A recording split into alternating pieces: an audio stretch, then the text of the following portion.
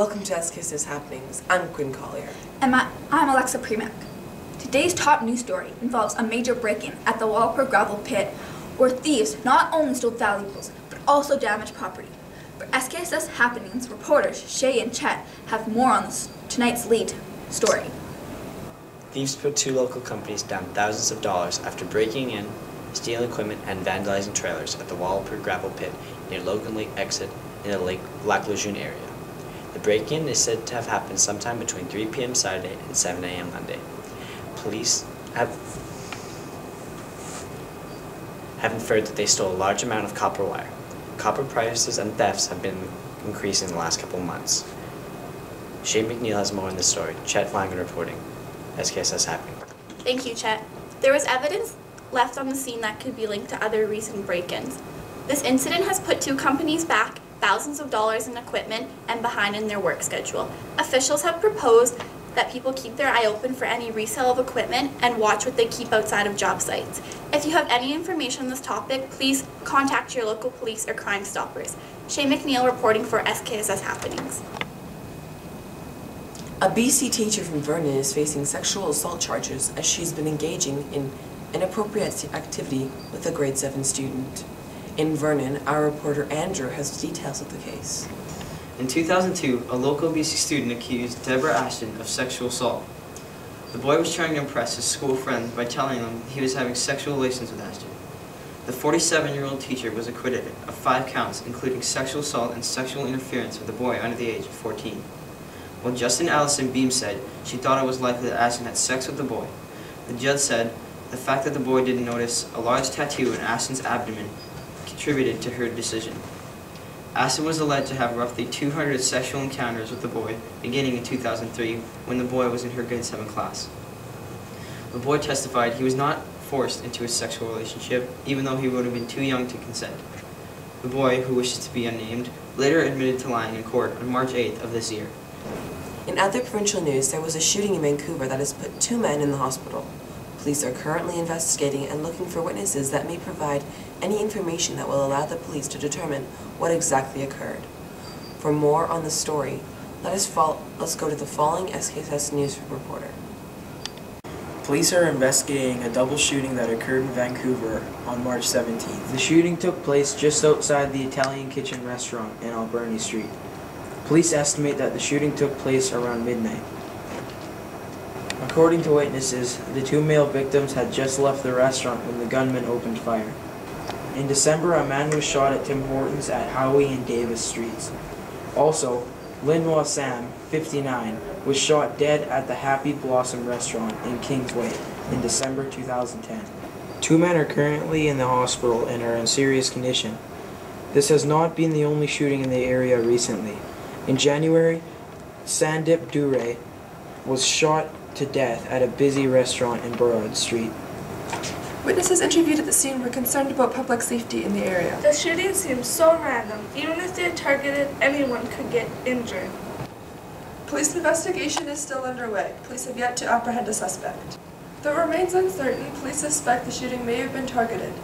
Vancouver police were not available for questioning, but Vancouver Police Department Constable Jana McGuinness said that there were dozens of people around at the time of the shooting, and the potential for innocent people to have been caught up in this violence was very real. Our top international news story for today involves an African-American teenage boy who was gunned down for holding some iced tea. That's right, and now a 28-year-old neighborhood watchman is now the prime suspect. Reporting live from SKSS in the following news report. Citizens of Sanford, Florida are outraged about the unfairness and cruelty in the Trayvon Martin case. On the night of February 26, 2012, the young boy of 17 years of age was shot and killed. George Zimmerman, 28, claims that he saw a suspicious teen walking around late at night and went to investigate. He also allegedly says that Martin assaulted him before Zimmerman shot Trayvon in the chest. Trayvon's family and friends immediately retaliate, saying that Trayvon was a laid-back kind of boy who would never do anything like that. What is the other side of the story? Trayvon was apparently just walking home from the corner store with nothing but a bag of Skittles. Soon after, he was confronted by Zimmerman, the neighborhood watchman. Authorities say that Martin tried to run from the serious-looking George Zimmerman, telling his girlfriend on the phone that someone was following him. Soon after, an altercation was heard and the phone was cut off. Things were uncertain until just recently a 911 dispatch call from a terrified woman gives evidence of screams from Trayvon. Forensic voice identification experts confirm it. Thank you for that report. In other international news, there has been a very interesting discovery in northeastern China.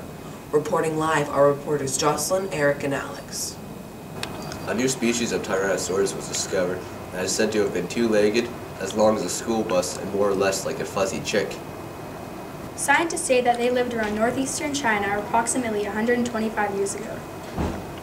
The dinosaur called Tyrannosaurus koali means beautiful feathered bird. This massive bird grew feathers to keep warm in the 10 degrees Celsius region. Tyrannosaurus was the length of 9 meters and weighed 1,400 kilograms. Jing suggests that it was to attract females. And now from Uganda, we see how it can take one man to kill millions and subsequently dramatically change the world. In this story, SKSS reporter Riley describes how Joseph Kony has abducted, raped, and slaughtered several million children. Riley? Joseph Kony, the leader of LRA and most wanted man on earth, has been forcing boys into child soldiers and girls to become sex slaves. Invisible Children has recently made a video about Kony to make him famous and make it a priority to catch him. We have here now a victim of Kony's wrongdoing. They took my sister and forced her into prostitution and made my brother kill my parents right in front of me. They went from villages to villages, destroying people's homes. I was hiding, but I saw what happened. I saw my parents die. I was scarred for life. Taking off noses, lips, ears, and limbs were one of his wrongdoings, but the worst part is he denies it all. We will now show you a video of Joseph Kony. His so-called Christian movement, the LRA, has terrorized homes and families. Never been involved in any abductions, any mutilations, any rapes. Yes. They've never been involved. Then has never been involved on that part. Most of Kony's fighters have been with him since childhood, since the time they were abducted from villages in northern Uganda. April 20th, cover the night by buying posters off of www.invisiblechildren.com. For today's sports scene, here's SKSS reporter Jessica to share with us how the city of Vancouver is stepping up to prevent a second Stanley Cup riot.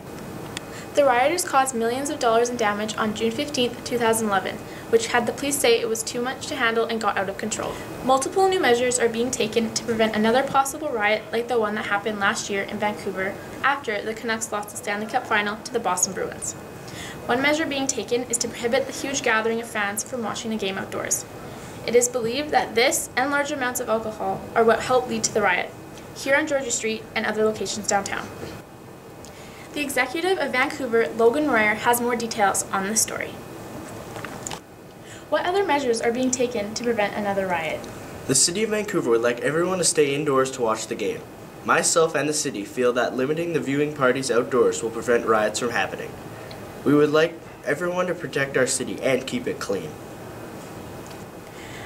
Has there been any way to let people know about these changes?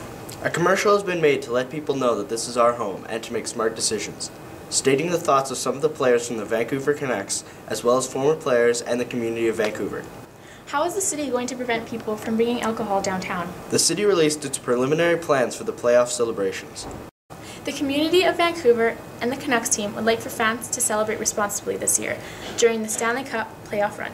Reporting live in front of Rogers Arena, Jessica Drummond, South Kamloops News. Now for the weather.